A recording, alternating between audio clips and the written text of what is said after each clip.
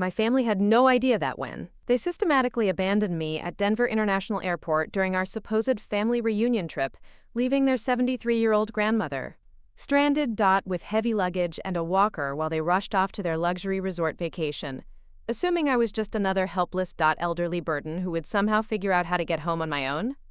They were actually abandoning Margaret Maggie Sterling, the former senior vice president of Trust and Estate Management at Colorado National Bank, who had personally overseen over $2.8 billion in family wealth management accounts, maintained direct control over every single one of their credit cards, car loans, mortgages, and trust fund distributions, and could make their entire pampered lifestyle collapse with a few strategic phone calls to financial institutions where my 40-year career had established relationships that would guarantee their immediate financial destruction before they even finished checking into their 5-star resort that they assumed was being paid for by my modest retirement savings. Before I reveal how I systematically canceled every credit card, froze every bank account, and triggered foreclosure proceedings on every mortgage that would result in my spoiled children and grandchildren losing their homes, cars, and financial security, while learning the devastating truth about who had actually been funding their luxurious lifestyles. For decades, let me paint you the complete picture of what they saw versus the financial reality they never suspected. A miscalculation so catastrophic that it would destroy not just their vacation plans, but their entire comfortable existence, forcing them to discover that the helpless old woman they had callously abandoned at an airport was actually the financial puppet master, whose generosity had been the only thing standing between them and complete financial ruin. To my family, my son David Sterling, my daughter Lisa Hamilton, and my 4 adult grandchildren, who had convinced themselves that their comfortable lives were the result of their own hard work and financial wisdom. I was just Grandma Maggie, the frail 73-year-old widow who seemed overwhelmed by modern technology, who appeared confused by airline procedures and needed constant assistance with boarding passes and luggage, who clearly relied on their generous help with managing my finances since Grandpa Harold's death 3 years earlier, and obviously be grateful for any family attention during what they assumed were my declining years, never suspecting that every mortgage payment, every luxury car lease, every private school tuition, and every credit card they carried was actually funded through trust accounts and financial arrangements that I had meticulously established and maintained through my decades of professional expertise in wealth management and estate planning.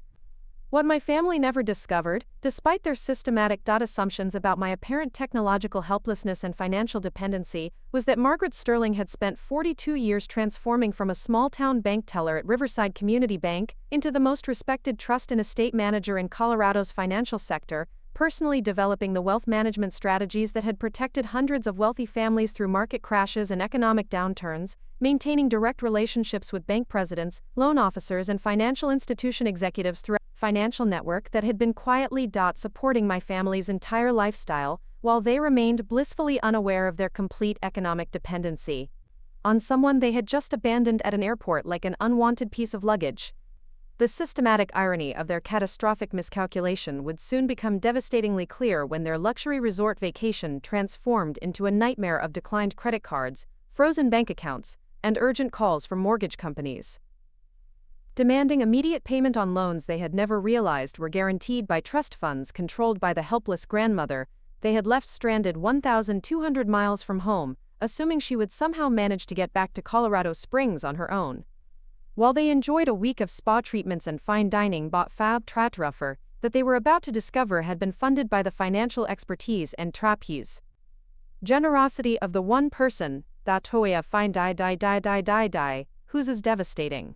Revenge would teach them the true cost of treating family like disposable inconvenience. Nightcleagues. The beautiful precision of this ironic positioning extended far beyond simple family dysfunction to represent what could only be described as perfect stupidity, amplified by generational entitlement and cultural assumptions that would prove to be their complete undoing. My family had spent years carefully cultivating their self-image as successful, independent adults who had achieved their comfortable lifestyles through personal merit and professional accomplishment, never suspecting that they were living in a carefully constructed financial fantasy funded entirely by someone they viewed as a technological dinosaur whose occasional confusion about smartphone apps and social media platforms somehow translated into complete incompetence in managing complex financial arrangements and wealth preservation strategies. The cultural stereotypes that my family had embraced about elderly women's capabilities were deeply rooted in ageist assumptions about cognitive decline, technological illiteracy, and the presumed financial vulnerability that supposedly accompanied advancing years. They had systematically convinced themselves that my widow status, combined with my age and apparent confusion about modern conveniences, automatically meant that I required their guidance and protection in all matters involving money,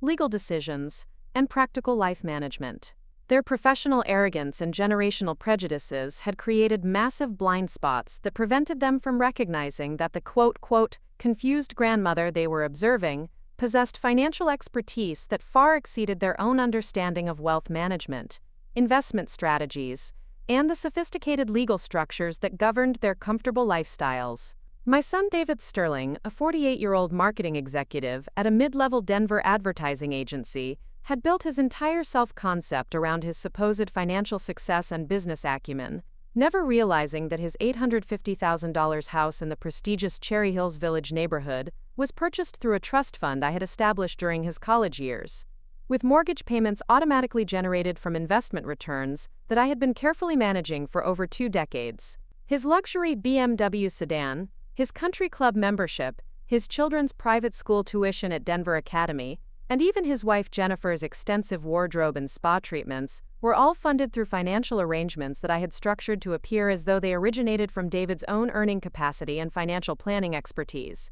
David's systematic misunderstanding of his financial situation had been carefully cultivated through strategic communication and documentation that allowed him to believe his marketing career had generated sufficient income to support a lifestyle that actually required triple his annual salary. The complex trust structures and investment strategies that I had implemented to bridge the gap between his actual earning capacity and his family's spending patterns were completely invisible to someone whose financial education had never progressed beyond basic budgeting and credit card management. His confidence in his own financial wisdom was based on the consistent availability of funds for every purchase and investment he wanted to make, never realizing that this reliability was the result of sophisticated wealth management rather than his own professional success. My daughter Lisa Hamilton presented an even more dramatic example of delusional financial independence, having convinced herself that her part-time work as a freelance interior designer somehow generated sufficient income to support her family's luxury lifestyle in a $1.2 million home in the exclusive Polo Club neighborhood of Denver.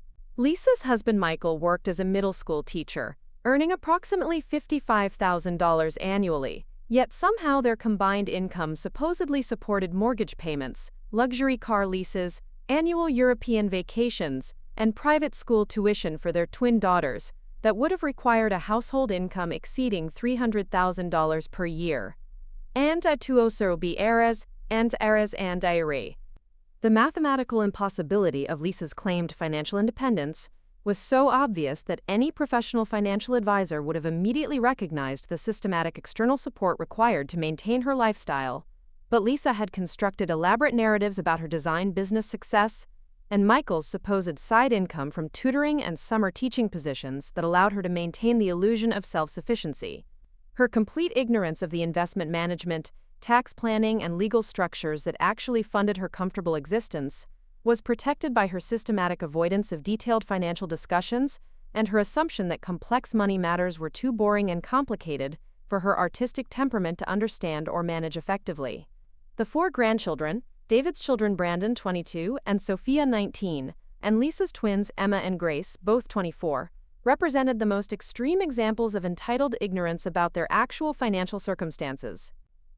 These young adults had grown up assuming that expensive colleges, luxury cars, designer clothing, and unlimited spending money were simply normal aspects of middle-class American life, never questioning how their parents managed to provide lifestyle elements that their peers' families, with similar professional backgrounds, could never afford. Brandon Sterling, fresh out of Colorado State University with a communications degree and minimal job prospects, had been systematically disappointed by his recent interviews for entry-level marketing positions that offered starting salaries around $35,000 annually, figures that seemed impossibly low compared to the lifestyle spending patterns he had observed throughout his privileged childhood. His expectation that he would immediately step into a comfortable lifestyle similar to his parents' situation demonstrated his complete lack of understanding about the financial realities facing typical college graduates, as well as his ignorance about the sophisticated wealth management systems that had actually funded his family's prosperity. Sophia Sterling, currently a sophomore at the University of Denver studying art history, had never experienced any financial limitations or restrictions on her academic, social, or personal spending throughout her 19 years of life.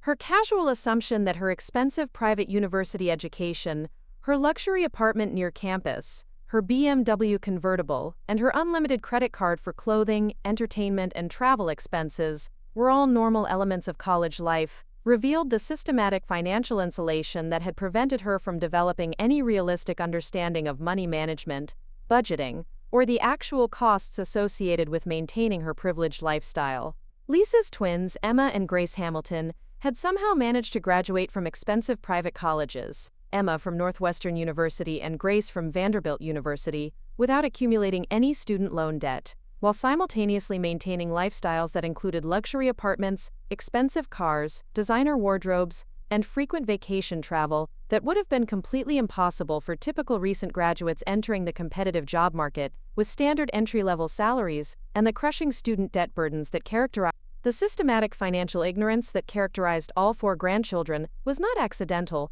but rather the predictable result of growing up in families where money appeared to be unlimited and easily available, where expensive purchases never required careful planning or significant sacrifice, and where the complex financial structures that actually enabled their lifestyles remained completely invisible and incomprehensible to young people who had never been required to understand or manage real financial constraints.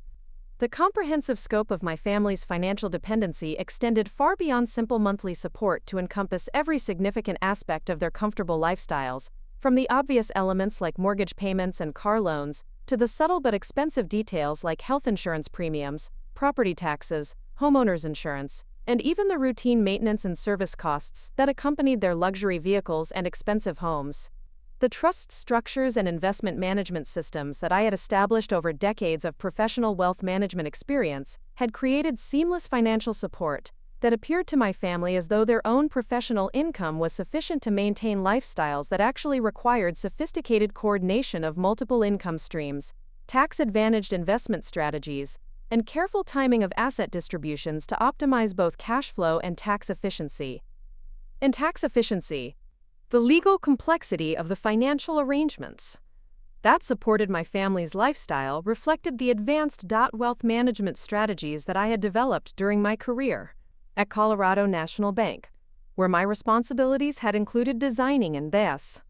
implementing comprehensive estate planning solutions for ultra-high net worth clients whose financial situations required coordination across multiple jurisdictions, asset classes, and tax structures.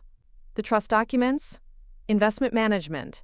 agreements, and financial power of attorney arrangements that governed my family's support had been carefully structured to provide maximum flexibility and tax efficiency, while maintaining my complete control over the distribution timing, amounts, and conditions that could affect their continued access to funds. The technological infrastructure that enabled my comprehensive financial management of multiple family accounts, investment portfolios, and legal arrangements relied on sophisticated banking relationships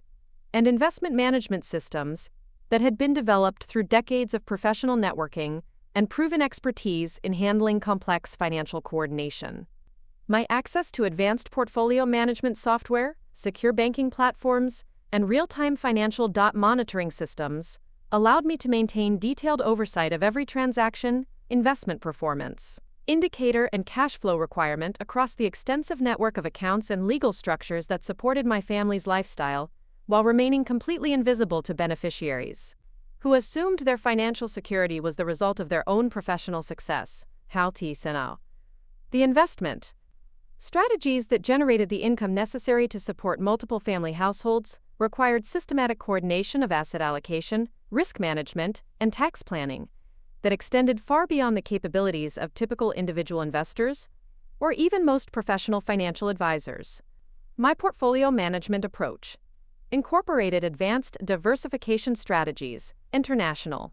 investment opportunities, alternative asset classes, and sophisticated hedging techniques that had been developed through my professional experience managing institutional-level portfolios for Colorado National Bank's ultra-high net worth client base. The systematic complexity of coordinating multiple family support streams while maintaining optimal tax efficiency and legal compliance required ongoing professional relationships with estate planning attorneys, tax specialists, investment advisory services, and banking institutions that provided comprehensive wealth management support at the institutional level. These professional networks, developed over decades of working in Colorado's financial services industry, provided access to specialized expertise and exclusive investment opportunities that were completely unavailable to individual investors attempting to manage family wealth without professional institutional support. The moment when I realized that my family had positioned themselves for the most complete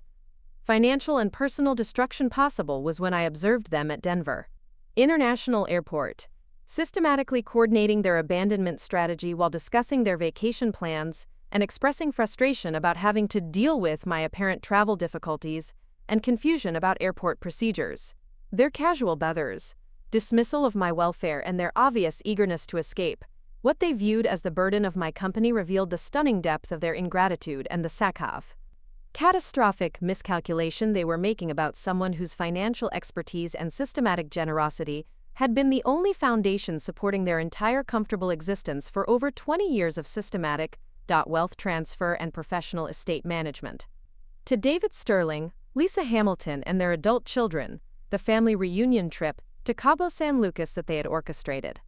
under the pretense of celebrating my 73rd birthday was actually a carefully calculated opportunity to finally address what they perceived as the growing burden of managing their aging grandmother's increasing confusion, technological helplessness, and apparent cognitive decline that had been complicating their busy professional lives and creating unnecessary stress during family gatherings and holiday celebrations that should have been enjoyable rather than dominated by the constant need to provide assistance and supervision for someone whose best years were clearly behind her. The systematic planning for this intervention had begun 6 months earlier during David's family Christmas party at his Cherry Hills Village mansion, when my children and grandchildren had gathered in his home office after I had gone to bed early, expressing their growing frustration about my apparent inability to manage simple technological tasks like online banking, smartphone navigation, and digital communication platforms that had become essential tools for modern life. Their collective assessment of my declining capabilities had convinced them that immediate action was necessary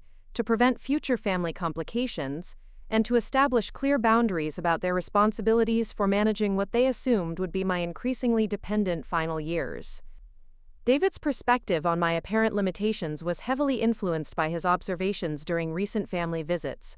where he had documented what he interpreted as clear evidence of cognitive decline affecting my ability to understand complex financial concepts, remember important family information, and navigate the technological requirements that had become standard aspects of contemporary life.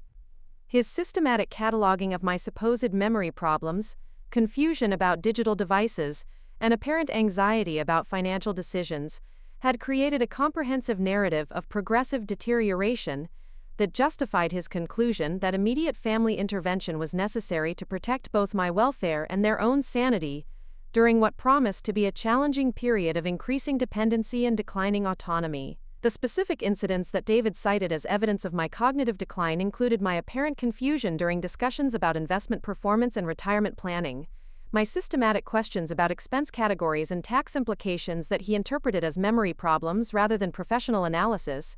and my preference for paper documentation and telephone communication over digital banking and electronic correspondence that he assumed reflected technological illiteracy rather than security consciousness developed through decades of professional experience with financial fraud prevention and asset. David's professional confidence in his assessment of my declining capabilities was reinforced by his experience in the marketing industry, where his client presentations and campaign development work had taught him to recognize communication patterns and behavioral indicators that suggested confusion, uncertainty, or diminished cognitive processing.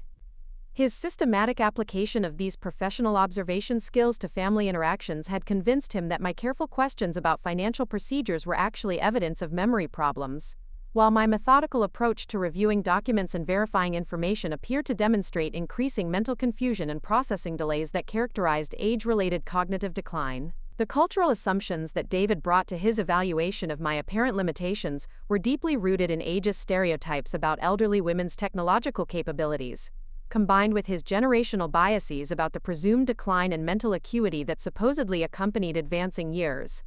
His systematic interpretation of my behavior through these prejudicial filters had created comprehensive blind spots that prevented him from recognizing that my careful analysis and strategic questioning reflected superior financial expertise and professional caution rather than cognitive confusion or technological incompetence.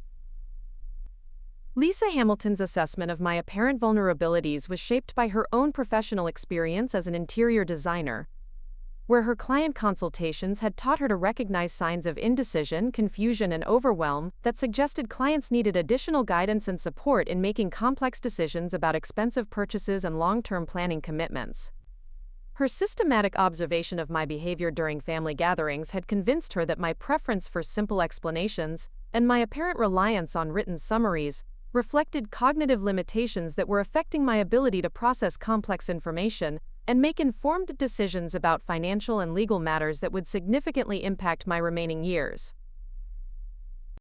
The specific examples that Lisa provided to support her assessment of my declining mental capacity included my apparent confusion about social media platforms and digital communication systems, my systematic questions about family members' careers and personal lives that she interpreted as memory problems rather than genuine interest and professional networking instincts, and my preference for traditional banking methods and paper documentation that she assumed reflected an inability to adapt to modern financial management systems rather than deliberate security measures and professional best practices developed through decades of wealth management experience. Lisa's emotional manipulation of family perceptions about my declining capabilities included strategic coordination of her observations with David's concerns, systematic documentation of incidents that supported their narrative of progressive cognitive decline, and careful presentation of evidence that would convince other family members that immediate intervention was necessary to prevent dangerous decision-making errors and protect family financial interests during my apparent final competent years. The systematic approach that Lisa employed to build family consensus about the necessity of managing my apparent decline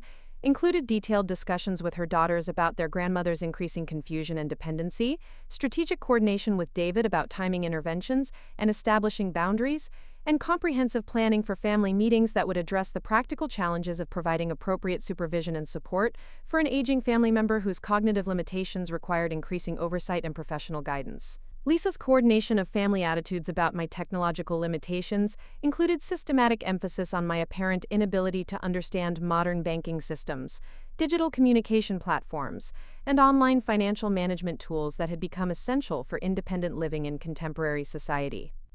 Her strategic presentation of these observations as evidence of dangerous cognitive decline created family pressure for immediate intervention and increased supervision that would protect both my welfare and their own liability for potential consequences of poor decision-making during my declining years. The grandchildren's perspective on my apparent limitations was shaped by their generational assumptions about elderly people's technological capabilities and their systematic observation of my behavior during family gatherings, where my preference for traditional communication methods and my apparent confusion about social media platforms and smartphone applications seemed to confirm their expectations about age-related decline in cognitive flexibility and learning capacity that characterized their generation's stereotypical understanding of elderly family members. Brandon Sterling's assessment of my capabilities was heavily influenced by his recent college experience, where his studies in communications and digital marketing had taught him to recognize indicators of technological literacy and cognitive processing that suggested competence in modern professional environments. His systematic observation of my behavior had convinced him that my apparent struggle with basic smartphone functions, social media navigation, and digital banking procedures reflected significant cognitive limitations that would prevent effective management of complex financial decisions and legal planning requirements that would become increasingly important during my remaining years. The specific incidents that Brandon cited as evidence of my technological incompetence included my apparent confusion about smartphone applications and digital navigation systems, my systematic questions about online banking procedures and electronic communication platforms that he interpreted as evidence of cognitive overload rather than security consciousness, and my preference for telephone communication and paper documentation that he assumed reflected inability to adapt to modern communication standards rather than professional practices developed through decades of secure finance. Sophia Sterling's evaluation of my mental capacity was shaped by her university coursework in psychology and social sciences, where her academic studies had introduced her to concepts about age-related cognitive decline and the behavioral indicators that suggested diminished mental processing and decision-making capacity in elderly populations.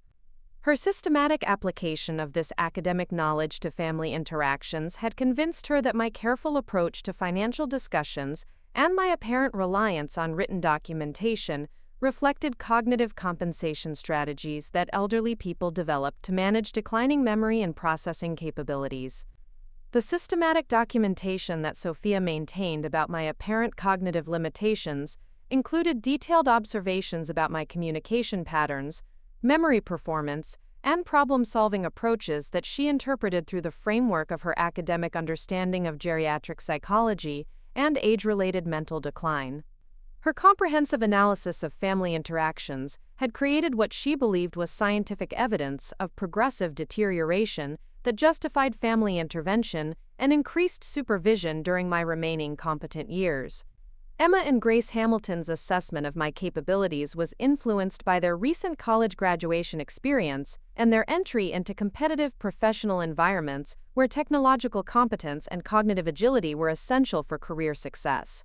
Their systematic observation of my apparent struggle with basic digital tasks and modern communication systems had convinced them that my professional background in banking, regardless of past achievements, was no longer relevant in contemporary financial environments that required advanced technological literacy and cognitive flexibility that I clearly no longer possessed.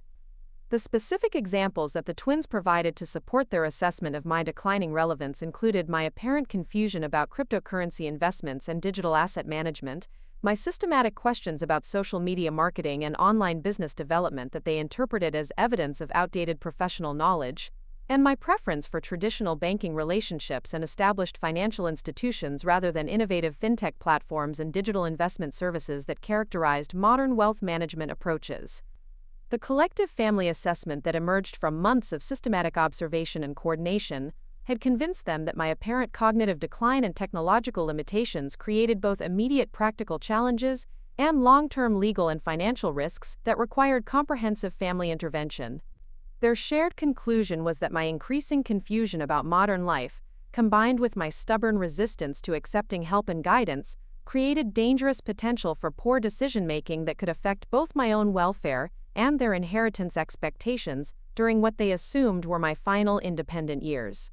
The strategic planning for addressing these perceived challenges had included extensive research into legal options for managing elderly family members with declining cognitive capacity, consultation with estate planning attorneys about conservatorship procedures and financial oversight arrangements, and comprehensive discussions about the practical logistics of providing appropriate supervision and support while maintaining their own professional and personal obligations that limited their availability for hands-on elderly care responsibility. The vacation trip to Cabo San Lucas had been strategically designed as an opportunity to evaluate my capacity for independent travel and decision-making under controlled circumstances, while simultaneously providing family time that would allow comprehensive assessment of my current mental status and functional capabilities.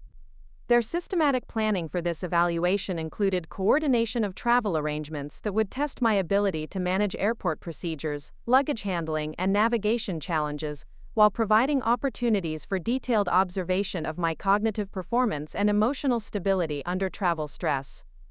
And spoilers, the preliminary assessment that my family had conducted during our departure preparations had convinced them that my apparent confusion about travel documents, luggage requirements, and airport security procedures reflected cognitive limitations that made independent travel dangerous and irresponsible. Their systematic documentation of my supposed mistakes and confusion during check-in processes and security screening had created what they believed was comprehensive evidence of declining mental capacity that justified their decision to modify our travel plans, in ways that would better address my apparent limitations and their own desire for a relaxing vacation experience. The coordination meeting that my family held at Denver International Airport while I was occupied with what they assumed was confusion about departure gate changes and boarding procedures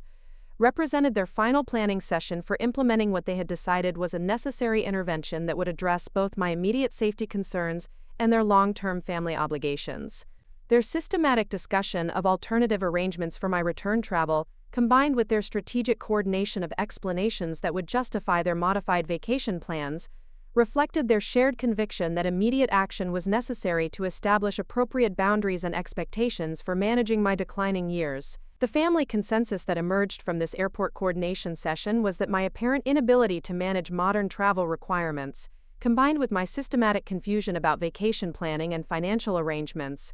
created an immediate opportunity to implement necessary changes in our family dynamic that would protect both my welfare and their own sanity during what promised to be increasingly challenging years of cognitive decline and growing dependency on family support and professional supervision.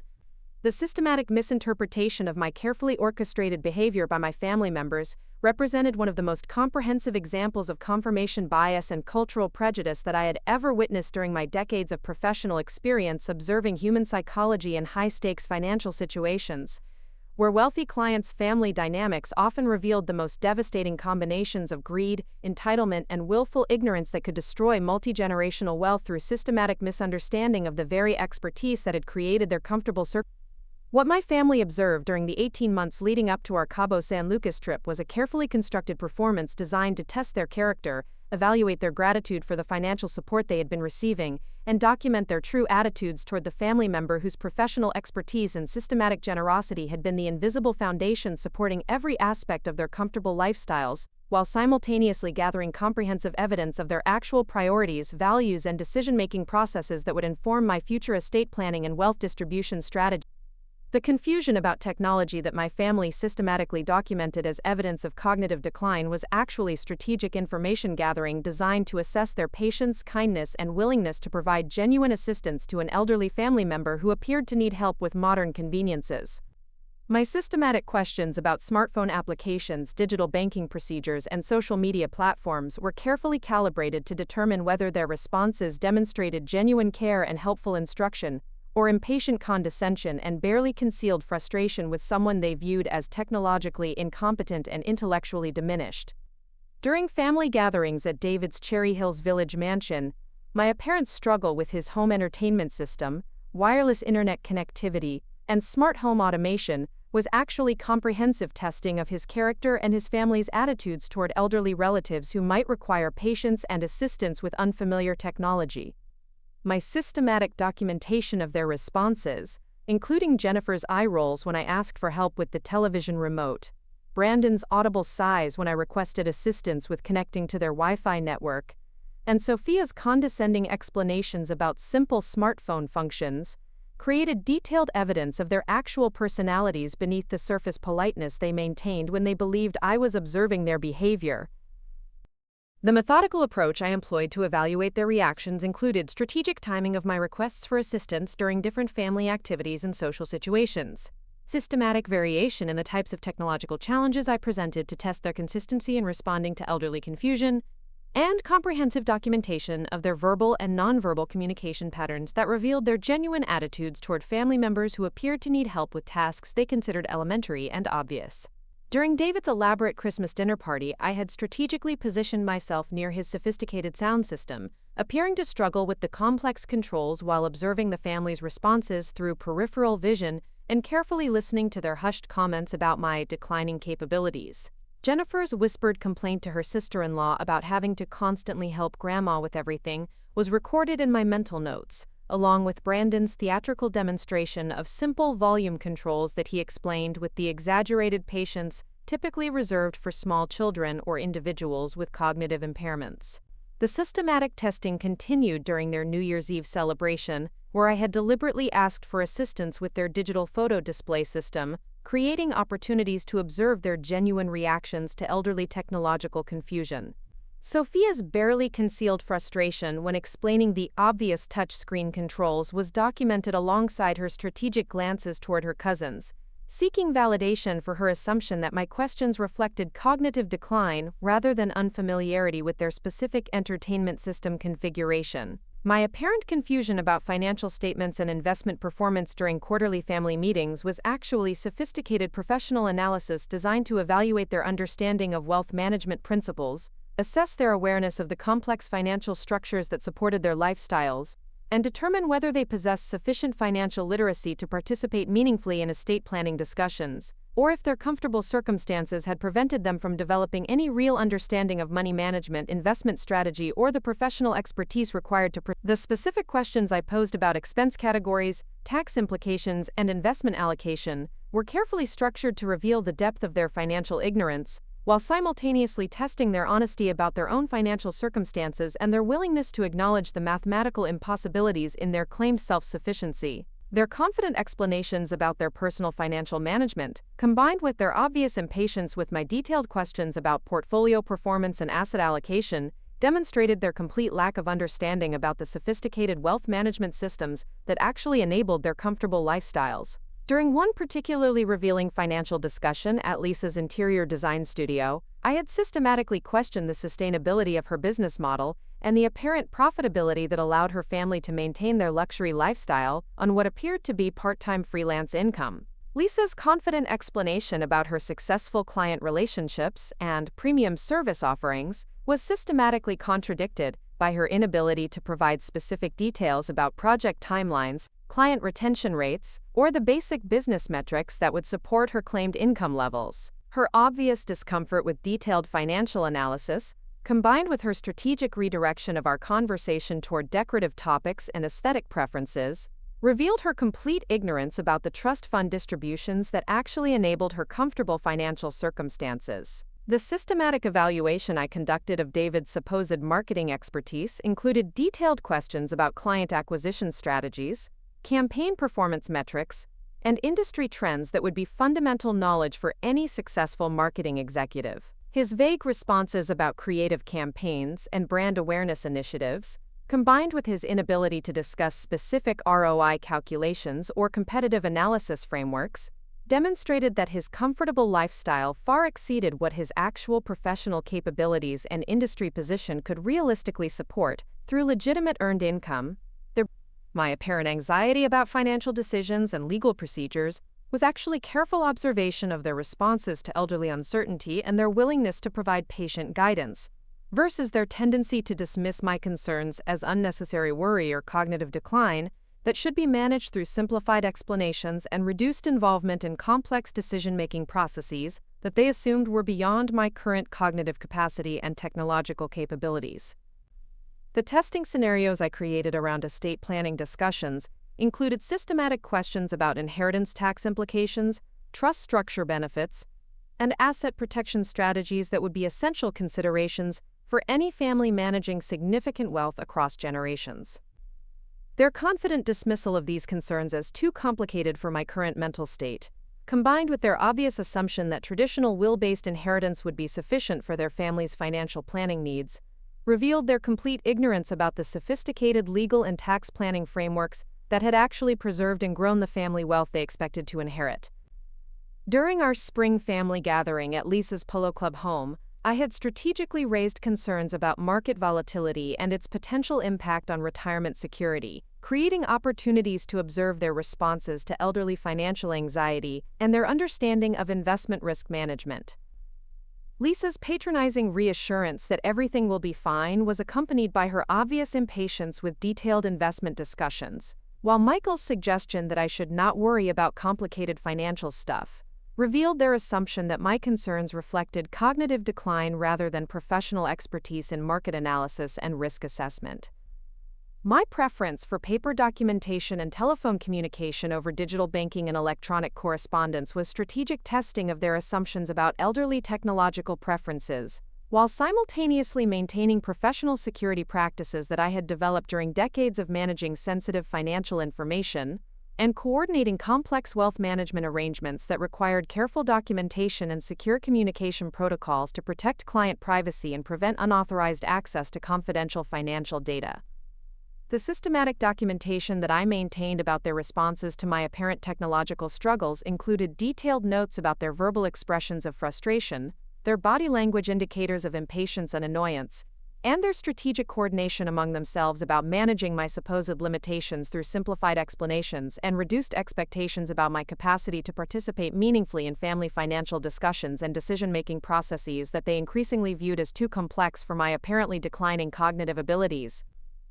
Emma's condescending offer to set up automatic bill payments for my utilities and insurance was accompanied by her assumption that my preference for reviewing monthly statements and maintaining direct oversight of expense categories reflected inability to manage modern financial systems rather than professional practices developed through decades of comprehensive financial oversight and fraud prevention experience.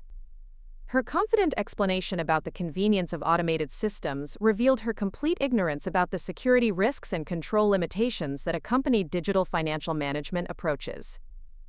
Grace's suggestion that I should simplify my banking relationships by consolidating accounts and reducing complexity was based on her assumption that my systematic approach to asset allocation and risk diversification reflected confusion rather than sophisticated wealth management strategies.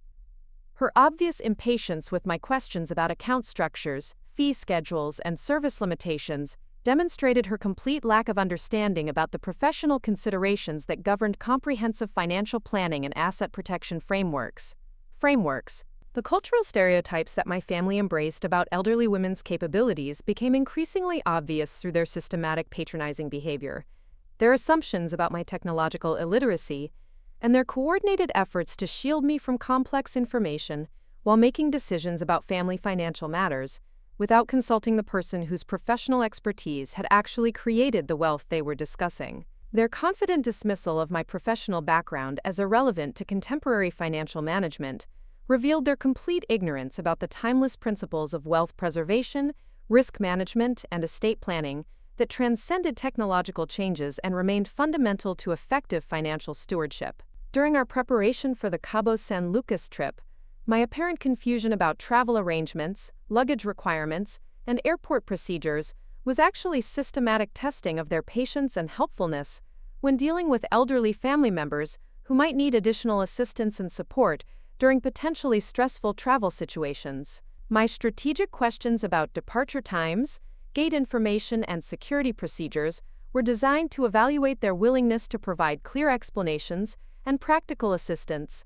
versus their tendency to express frustration and impatience with someone they viewed as unable to manage basic travel logistics independently. The specific incidents that my family interpreted as evidence of travel incompetence included my careful review of travel documents and departure procedures, which they mistook for confusion rather than recognizing as professional thoroughness developed through decades of business travel and complex trip coordination. My systematic questions about luggage weight restrictions, security requirements, and departure gate procedures were actually comprehensive verification of travel logistics rather than cognitive uncertainty, but their impatient responses revealed their assumption that my detailed approach to travel planning reflected mental confusion rather than professional preparation habits. Brandon's exaggerated demonstration of simple airline app functions was accompanied by his obvious assumption that my questions about seat assignments and boarding procedures reflected technological incompetence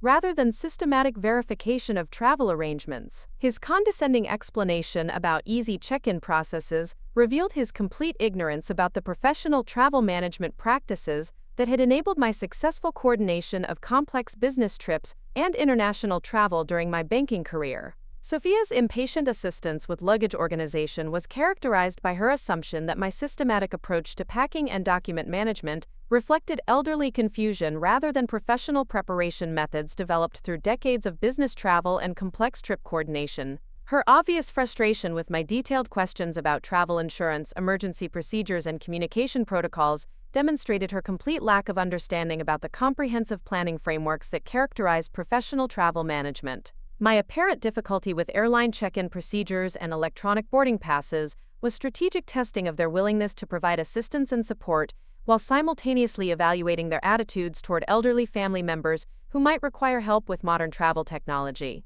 Their systematic expressions of frustration and their coordination among themselves about managing my travel difficulties created comprehensive documentation of their actual priorities and their genuine attitudes toward family responsibility and elder care obligations. The luggage handling challenges that my family interpreted as evidence of physical decline were actually careful testing of their willingness to provide practical assistance and their attitudes toward elderly family members who might need help with heavy lifting and physical tasks during travel. My strategic use of a walker and my apparent struggle with carrying multiple bags was designed to evaluate their helpfulness and consideration versus their view of elderly assistance as burdensome obligation that interfered with their own convenience and travel enjoyment. Other Avely easy of.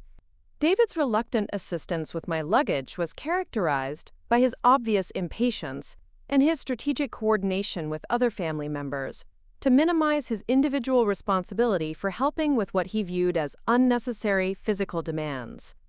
His whispered complaints about my overpacking and his suggestions that I should travel lighter revealed his assumption that my systematic approach to travel preparation reflected poor planning rather than comprehensive preparation for extended trip requirements and potential emergency situations. Lisa's perfunctory offer to help with my carry-on luggage was accompanied by her obvious annoyance at having to interrupt her own travel preparations to assist with what she viewed as problems that could have been avoided through better planning and more realistic expectations about travel logistics. Her strategic delegation of assistance responsibilities to her daughters revealed her assumption that elderly assistance was primarily the responsibility of younger family members, rather than a shared family obligation that reflected care and consideration for elderly relatives. During our airport arrival and check-in process, my systematic questions about departure procedures, security requirements, and boarding logistics were comprehensive verification of travel arrangements rather than cognitive confusion. But my family's increasingly obvious impatience and their strategic coordination about dealing with my apparent travel difficulties revealed their true attitudes toward the family member whose financial support had enabled their expensive vacation plans and luxury travel arrangements that they assumed were funded through their own professional success and financial planning expertise. The moment when my family's true character became undeniably clear was during our layover at Denver International Airport, when they assumed I was confused about gate changes and departure delays, while they conducted their strategic coordination meeting about modifying our travel plans to exclude me from the remainder of our trip. Their systematic discussion of alternative arrangements for my return travel, combined with their obvious relief at the prospect of continuing their vacation without what they viewed as the burden of managing my apparent travel difficulties, revealed the stunning depth of their selfishness and the catastrophic miscalculation they were making about someone whose professional expertise and financial generosity had been the only foundation supporting their comfortable lifestyles. The comprehensive documentation that I had systematically compiled about their behavior patterns, attitude indicators, and character assessments during the 18 months of strategic testing had created overwhelming evidence of their ingratitude, selfishness, and complete lack of appreciation for the financial support they had been receiving. Their systematic dismissal of my welfare, their obvious frustration with providing assistance to an elderly family member, and their coordinated planning to abandon me at an airport revealed character flaws so severe that they justified the most comprehensive financial consequences I could implement through my professional expertise and institutional relationships. The beautiful irony of their systematic character assessment was that while they had been documenting what they believed was evidence of my cognitive decline and growing dependency,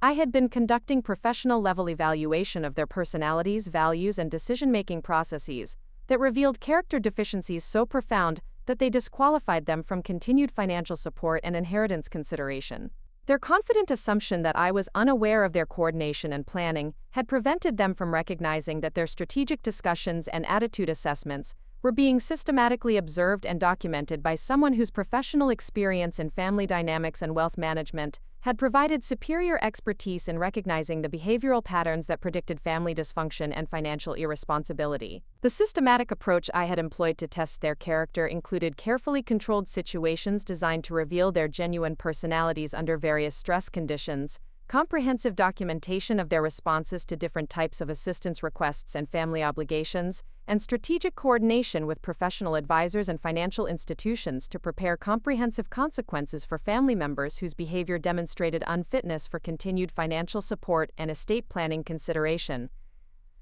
The advanced psychological evaluation techniques that I had learned during my professional career managing family wealth and observing multi-generational family dynamics had provided sophisticated methods for assessing character,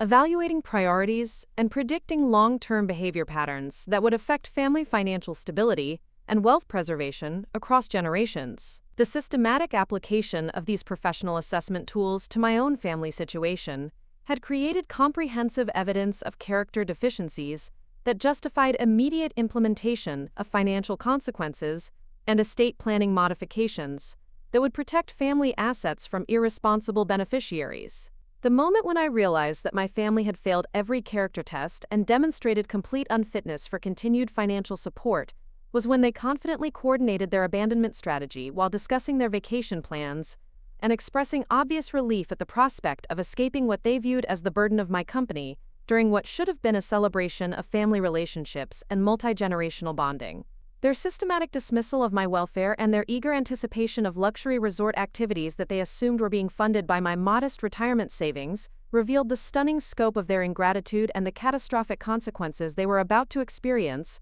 when the helpless elderly woman they were abandoning at Denver International Airport implemented professional-level financial warfare against family members whose character assessment had disqualified them from any further consideration as responsible beneficiaries of family wealth and estate planning arrangements. The methodical precision with which my family executed their abandonment scheme against what they believed was a vulnerable elderly woman demonstrated the dangerous combination of entitled selfishness and coordinated cruelty that had been systematically developing during the months since they had convinced themselves that managing my apparent cognitive decline and growing dependency had become an unacceptable burden on their busy professional lives and personal enjoyment, forcing them to view the upcoming Cabo San Lucas vacation as the perfect opportunity to establish new boundaries and implement permanent solutions for what they perceived as the increasingly problematic response. The comprehensive planning for my abandonment had begun 4 months earlier during a private family meeting at David's Cherry Hills Village home office, conducted on a Sunday evening in February while I was supposedly napping in his guest bedroom after our family dinner, but actually listening through the ventilation system to their systematic coordination of strategies for addressing what they had collectively determined was the unsustainable situation of my increasing dependence on their time, patience, and financial guidance during what promised to be several more years of progressive cognitive decline and growing need for eldercare supervision that would significantly interfere with their own life goals and David's leadership role in coordinating the family intervention reflected his position as the oldest child and his assumed authority in making practical decisions about family resources and obligations. But his systematic approach to planning my abandonment revealed character deficiencies so profound that they justified the most comprehensive financial consequences I could implement through my professional relationships and institutional expertise. His methodical analysis of the problem of managing my apparent limitations, combined with his strategic coordination of family consensus about necessary solutions, demonstrated professional-level planning applied to fundamentally selfish and cruel objectives that would teach him devastating lessons about the consequences of targeting someone whose expertise far exceeded his own understanding of family dynamics and wealth management principles. The specific strategies that David proposed during their February planning session included systematic documentation of my supposed cognitive decline and functional limitations that would provide justification for family decisions about reducing my involvement in vacation planning and travel arrangements, strategic coordination of explanations that would make their modified plans appear reasonable and necessary rather than selfish and abandoning, and comprehensive preparation for managing potential family criticism or outside scrutiny about their treatment of an elderly relative who might appear to be vulnerable and deserving. David's professional experience in marketing campaign development had taught him sophisticated methods for narrative construction, audience persuasion, and strategic communication that he systematically applied to the challenge of repositioning my abandonment as a necessary family intervention rather than selfish cruelty. His detailed planning for explaining their modified vacation arrangements included careful consideration of potential objections, strategic emphasis on my supposed inability to enjoy luxury travel experiences, and comprehensive coordination of family messaging that would present their decision as protective rather than abandoning. The marketing expertise that David brought to planning my abandonment included systematic analysis of stakeholder perspectives, strategic development of persuasive narratives, and comprehensive coordination of communication strategies that would minimize family criticism while maximizing their own freedom to enjoy vacation experiences without the burden of managing what they viewed as my travel difficulties and social limitations. His professional approach to campaign development was systematically applied to the challenge of abandoning his elderly mother while maintaining his reputation as a responsible and caring family member. Lisa's contribution to the abandonment planning reflected her experience in interior design project management, where her client coordination responsibilities had taught her sophisticated methods for managing complex logistics, coordinating multiple stakeholders, and implementing systematic changes while maintaining client satisfaction and project momentum. Her systematic application of these professional skills to the challenge of abandoning me during our family vacation demonstrated the stunning depth of her selfishness and the catastrophic miscalculation she was making about someone whose financial expertise had been quietly supporting her comfortable lifestyle for over 15 years. The specific logistical strategies that Lisa developed for implementing my abandonment included detailed research into alternative travel arrangements that would allow me to return home independently, systematic coordination of timing that would minimize their exposure to criticism or intervention from airport authorities or other travelers who might question their treatment of an elderly family member, and comprehensive planning for explanations that would justify their decision to continue their vacation without me while avoiding potential legal or social consequences for elder abandonment. Lisa's project management expertise had taught her sophisticated methods for resource allocation, timeline coordination, and stakeholder management that she systematically applied to the challenge of implementing my abandonment while maintaining family consensus and minimizing potential complications. Her professional experience with client relationship management was adapted to the problem of managing family dynamics and external perceptions during what could appear to be cruel treatment of a vulnerable elderly relative. The coordination strategies that Lisa developed included systematic preparation for different abandonment scenarios depending on airport conditions and my apparent ability to manage independent travel arrangements, detailed planning for family communication during and after the abandonment implementation, and comprehensive development of explanations that would justify their actions to extended family members, friends, and potential critics who might question their treatment of an elderly relative during what was supposed to be a celebratory family vacation. Brandon Sterling's contribution to the abandonment planning reflected his recent college education in communications and digital marketing, where his coursework had included systematic study of persuasion techniques, audience analysis, and strategic messaging that he confidently applied to the family challenge of repositioning my abandonment as necessary elder care rather than selfish cruelty. His academic knowledge about communication theory and social psychology was systematically employed to develop narratives that would minimize family criticism while justifying their decision to prioritize their own vacation enjoyment over my welfare and safety. The specific communication strategies that Brandon developed included detailed analysis of potential audience reactions to different explanation approaches, systematic development of persuasive narratives that emphasized my supposed inability to enjoy luxury travel experiences, and comprehensive coordination of social media messaging that would present their vacation experiences in positive terms while avoiding any mention of abandoning an elderly family member at an airport during what was supposed to be a multi-generational celebration. Brandon's academic expertise in digital communication and social influence was applied to the challenge of managing online perceptions and family reputation during the implementation of my abandonment, including strategic planning for social media content that would showcase their vacation experiences without revealing the cruel treatment of the family member whose financial support had enabled their luxury travel arrangements. His systematic approach to reputation management demonstrated professional-level planning applied to fundamentally dishonest and manipulative objectives. The technological coordination that Brandon provided for the abandonment planning included detailed research into airport security procedures and assistance policies that would determine my ability to manage independent travel arrangements, systematic analysis of communication systems that would allow family coordination during the abandonment implementation, and comprehensive development of digital documentation strategies that would support their narrative about necessary family decisions while avoiding evidence of premeditated elder abandonment. Sophia Sterling's contribution to the abandonment planning reflected her university coursework in psychology and social sciences, where her academic studies had introduced her to concepts about elderly care responsibilities, family dynamics, and the ethical considerations surrounding elder treatment that she systematically ignored while applying her knowledge to develop justifications for abandoning a family member whose apparent vulnerability should have triggered protective instincts rather than abandonment planning. Her academic understanding of geriatric psychology was perverted into strategies for rationalizing cruel treatment of an elderly relative. The specific psychological strategies that Sophia developed included systematic analysis of my supposed cognitive limitations that would justify reduced family responsibility for my welfare, detailed development of narratives that presented my abandonment as necessary independence training rather than cruel desertion, and comprehensive coordination of family messaging that would emphasize my supposed resilience and capability, while simultaneously justifying their decision to abandon me during potentially stressful travel circumstances. Sophia's academic knowledge about elderly psychology and family caregiving was systematically applied to the challenge of rationalizing abandonment while maintaining family consensus and minimizing guilt about cruel treatment of a vulnerable relative. Her university education in social sciences was perverted into techniques for justifying selfish behavior while avoiding responsibility for potential consequences of elder abandonment during complex travel situations.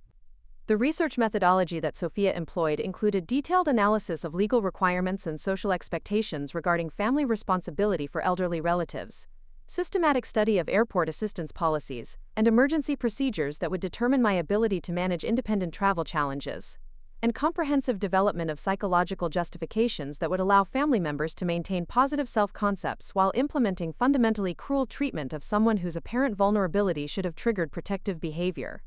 Emma and Grace Hamilton's contribution to the abandonment planning reflected their recent college graduation experience and their assumption of adult authority in family decision-making, where their educational background and professional aspirations had convinced them that they possessed superior judgment about practical solutions to family challenges, including the management of elderly relatives whose cognitive limitations and technological incompetence created burdens that interfered with their own life goals and career development priorities. The specific strategies that the twins developed included systematic research into travel assistance programs and airport support services that would theoretically enable my independent return travel,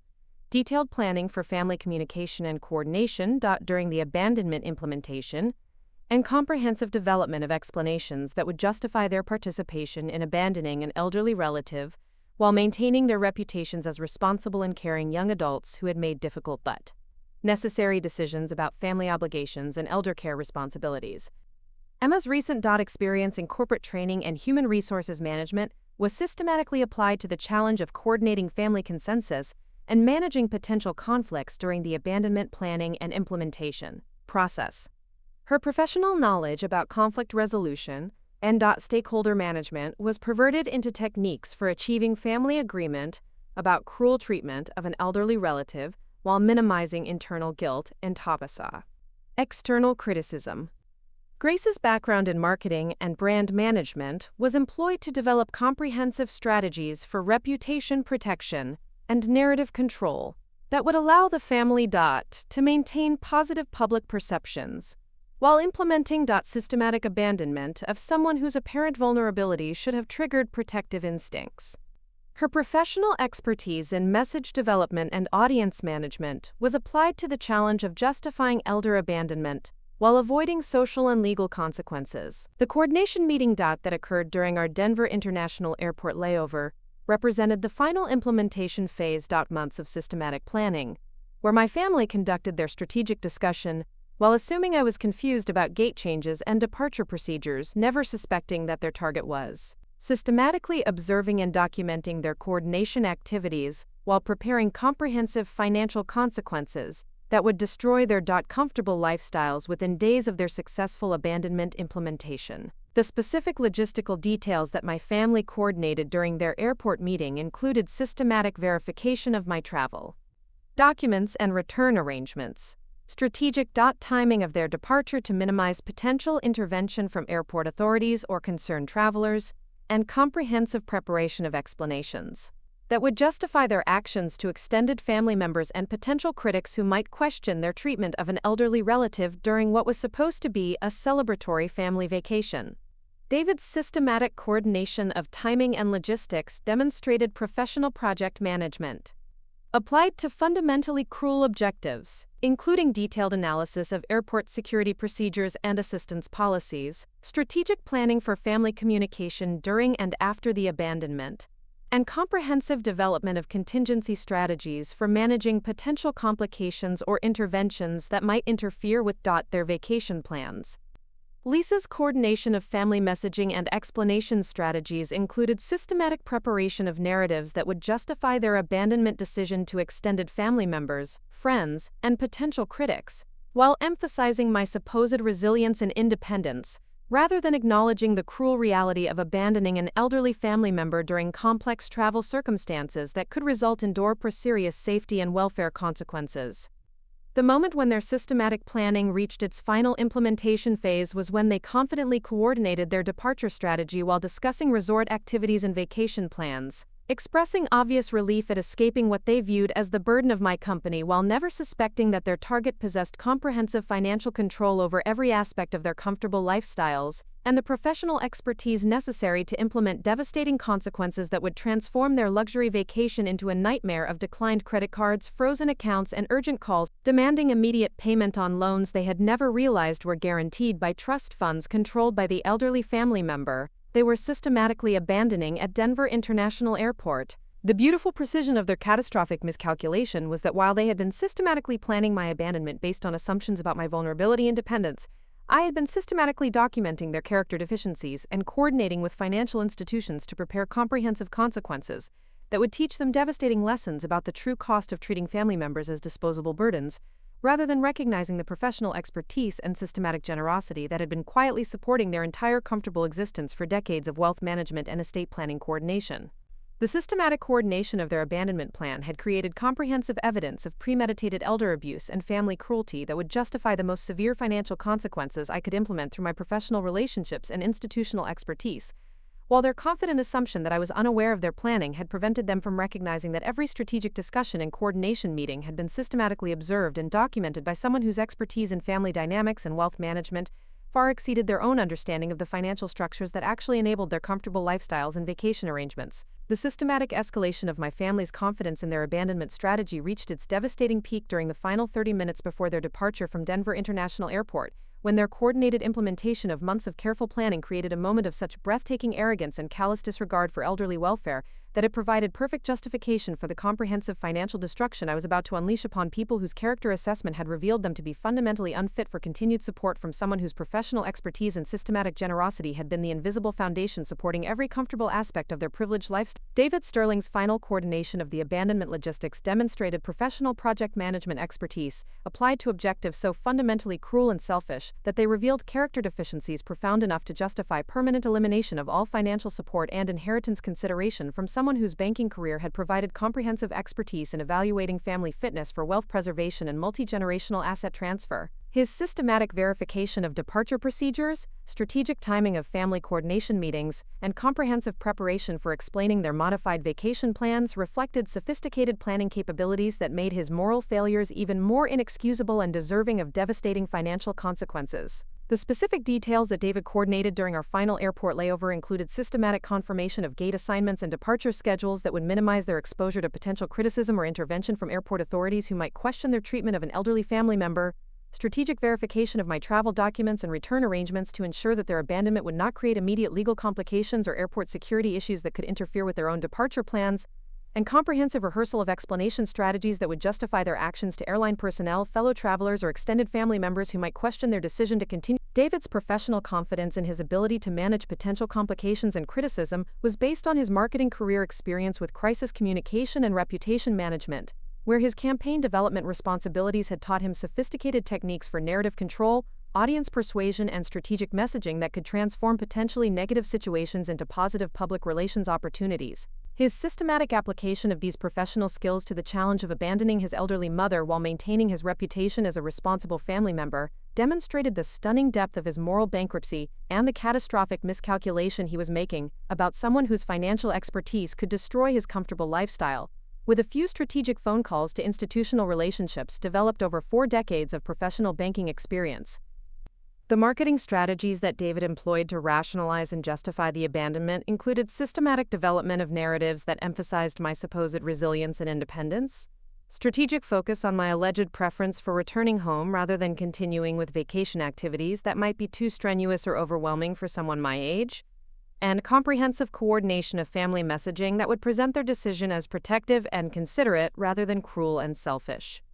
His professional expertise in persuasive communication was systematically perverted into techniques for justifying elder abuse, while avoiding responsibility for the potential consequences of abandoning a vulnerable family member during complex travel circumstances. The specific justifications that David prepared for potential questioning included detailed explanations about my supposed travel fatigue and preference for familiar surroundings, strategic emphasis on my alleged anxiety about continued vacation activities, and my expressed desire to return home to my comfortable routine, and comprehensive narratives about family consultation and consensus regarding the best approach for managing my apparent limitations while ensuring that everyone could enjoy their vacation experience without unnecessary stress or complications related to elder care responsibilities. Lisa Hamilton's final preparation for implementing the abandonment reflected her interior design project management experience, where her client coordination responsibilities had taught her sophisticated methods for managing complex logistics while maintaining stakeholder satisfaction and avoiding potential conflicts or complications that could affect project success and client relationships. Her systematic application of these professional skills to the challenge of abandoning an elderly family member demonstrated professional competence perverted into fundamentally cruel objectives that revealed character deficiencies so severe they justified immediate elimination of all financial support and inheritance consideration. The project management expertise that Lisa brought to abandonment implementation included detailed coordination of timing and logistics that would minimize potential complications, systematic verification of contingency plans that would address unexpected challenges or interventions, and comprehensive preparation of communication strategies that would maintain family consensus while avoiding potential criticism from external observers who might question their treatment of an elderly relative during what was supposed to be a celebratory family vacation. Lisa's specific contributions to the final abandonment coordination included strategic assessment of airport security procedures and assistance policies that would determine my ability to manage independent return travel, detailed verification of my travel documents and financial resources that would enable alternative transportation arrangements, and comprehensive preparation of explanations that would justify their actions to airline personnel, airport authorities, or concerned travelers who might observe their treatment of an elderly family member and question the appropriateness of their behavior. The logistical strategies that Lisa developed for managing potential complications included systematic preparation for different abandonment scenarios depending on airport conditions, and my apparent ability to cope with independent travel challenges, detailed planning for family communication during and after the implementation phase, and comprehensive development of explanations that would minimize potential criticism while maintaining their ability to enjoy their luxury vacation without the burden of managing what they viewed as my travel difficulties and social limitations.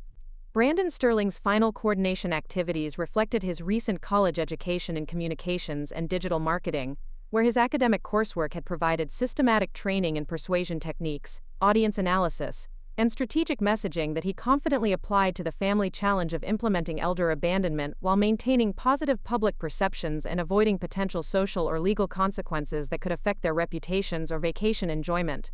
His university education was systematically perverted into techniques for justifying cruel behavior while avoiding accountability for the potential consequences of abandoning a vulnerable elderly relative. Vons.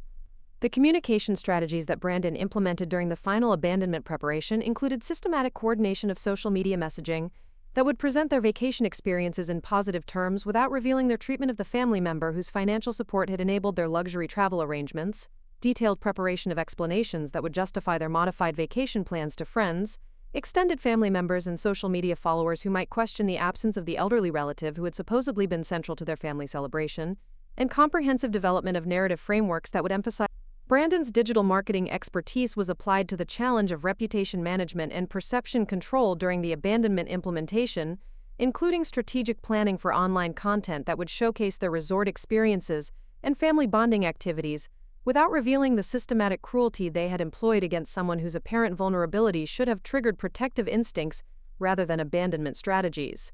His academic knowledge about social influence and persuasive communication was systematically employed to develop techniques for maintaining positive public image while implementing fundamentally dishonest and manipulative treatment of an elderly family member. The specific technological coordination that Brandon provided included detailed research into airport communication systems and assistance procedures that would determine my ability to contact family members or emergency services if complications arose during my independent return travel, systematic analysis of digital communication platforms that would allow family coordination during the abandonment implementation without creating evidence of premeditated elder abuse, and comprehensive development of social media content strategies that would maintain positive online presence while avoiding potential criticism or legal liability. Sophia Sterling's final preparation activities reflected her university coursework in psychology and social sciences, where her academic studies had provided systematic knowledge about elderly care responsibilities, family dynamics, and ethical considerations surrounding elder treatment that she systematically ignored, while applying her education to develop psychological justifications for abandoning someone whose apparent cognitive limitations should have triggered protective behavior rather than cruel exploitation. Her academic understanding of geriatric psychology was perverted into strategies for rationalizing elder abuse while maintaining family consensus and minimizing guilt about fundamentally cruel behavior.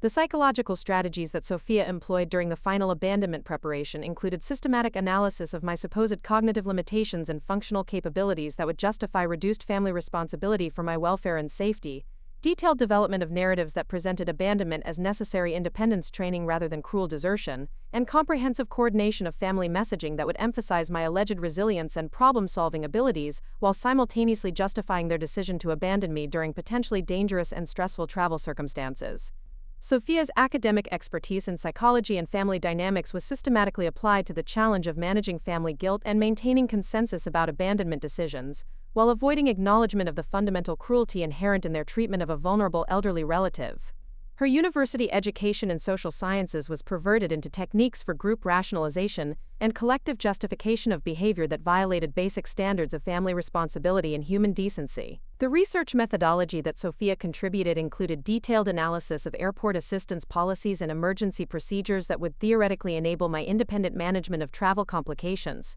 systematic study of elderly resilience and problem-solving capabilities that would support their narrative about my ability to handle abandonment situations, and comprehensive development of psychological frameworks that would allow family members to maintain positive self-concepts while implementing treatment that most observers would recognize as fundamentally cruel and potentially dangerous. Emma and Grace Hamilton's final coordination activities reflected their recent college graduation experience and their assumption of adult authority in family decision-making, where their educational backgrounds and professional aspirations had convinced them that they possessed superior judgment about practical solutions to family challenges, including the elimination of elderly relatives whose apparent limitations and dependency needs interfered with their own life goals, career development priorities, and vacation enjoyment expectations. The specific strategies that the twins implemented during the final abandonment preparation included systematic verification of travel assistance programs and airport support services that would theoretically enable my independent return arrangements, detailed coordination of family communication protocols that would maintain consensus while avoiding evidence of premeditated elder abuse, and comprehensive preparation of explanations that would justify their participation in abandoning an elderly relative while maintaining their reputations as responsible and caring young adults who had made difficult but necessary decisions about family obligations. Emma's recent experience in corporate training and human resources management was systematically applied to the final coordination of family consensus and conflict management during the abandonment implementation process, including detailed preparation for managing potential disagreements or guilt reactions that might interfere with successful completion of their abandonment strategy. Her professional knowledge about group dynamics and stakeholder management was perverted into techniques for maintaining family unity, while implementing systematic cruelty against someone whose apparent vulnerability should have triggered protective instincts. Grace's background in marketing and brand management was employed during the final preparation phase to develop comprehensive strategies for reputation protection and narrative control that would allow the family to maintain positive public perceptions while implementing systematic abandonment of someone whose financial support had enabled their luxury lifestyle and vacation arrangements. Her professional expertise in message development and audience management was applied to the challenge of justifying elder abandonment while avoiding social criticism, legal consequences, or public relations complications that could affect their careers or social standing. The moment when their systematic planning and coordination reached peak confidence was during their final departure preparation at Denver International Airport, when they conducted strategic coordination of timing, logistics, and messaging while expressing obvious relief and anticipation about escaping what they viewed as the burden of my company and beginning their luxury resort vacation without the complications and limitations associated with managing an elderly family member whose apparent confusion and dependency needs would interfere with their relaxation, entertainment, and social activities. The specific details of their final coordination included systematic verification of departure gates and boarding procedures that would minimize potential complications or delays, strategic timing of their departure to avoid potential intervention from airport authorities or concerned travelers who might question their treatment of an elderly family member, and comprehensive preparation of immediate explanations that would justify their actions if questioned by airline personnel, security officials, or fellow passengers who might observe their abandonment behavior and recognize its fundamental cruelty. David's systematic management of the final departure logistics included detailed coordination of luggage handling and boarding procedures that would eliminate any remaining connection to my welfare or travel arrangements, strategic verification of resort reservations and transportation that would enable immediate transition to vacation activities without further consideration of the elderly family member they were abandoning, and comprehensive preparation of communication strategies that would maintain family consensus while avoiding acknowledgement of the moral and legal implications of their abandonment decision. Lisa's final coordination of family messaging included systematic preparation of narratives that would justify their vacation, enjoyment and social media posting without reference to abandoning an elderly relative, detailed development of explanations that would address potential questions from resort staff, fellow guests, or extended family members who might expect to see the elderly family member who had supposedly been central to their vacation celebration, and comprehensive strategies for maintaining positive vacation experiences while avoiding guilt or responsibility for the potential consequences of their abandonment behavior. The moment when their confidence reached its most dangerous peak was when they expressed obvious relief and excitement about beginning their luxury vacation without me, discussing resort amenities, entertainment activities, and relaxation opportunities, while completely dismissing any consideration of my welfare, safety, or ability to manage the blessed complex travel arrangements necessary for independent return to Colorado Springs from Denver International Airport, during what could be a potentially dangerous and overwhelming situation for someone they believed was cognitively impaired and technologically incompetent. The beautiful irony of their peak confidence was that while they were systematically implementing their abandonment strategy and expressing excitement about escaping what they viewed as the burden of my company, they were actually triggering the most comprehensive financial destruction possible under the circumstances, never suspecting that their target possessed complete control over every credit card, mortgage, car loan, and trust fund distribution that supported their comfortable lifestyles, along with the professional expertise and institutional relationships necessary to implement devastating consequences that would transform their luxury vacation into a nightmare of declined credit cards, frozen accounts, foreclosure proceedings, and complete financial ruin that would teach them the true cost of abandoning someone whose expertise and generosity had been the only foundation supporting their privileged existence for decades of systematic wealth transfer and professional estate management. What my family never discovered, despite their systematic surveillance of my daily routines and methodical documentation of my apparent cognitive limitations and technological helplessness,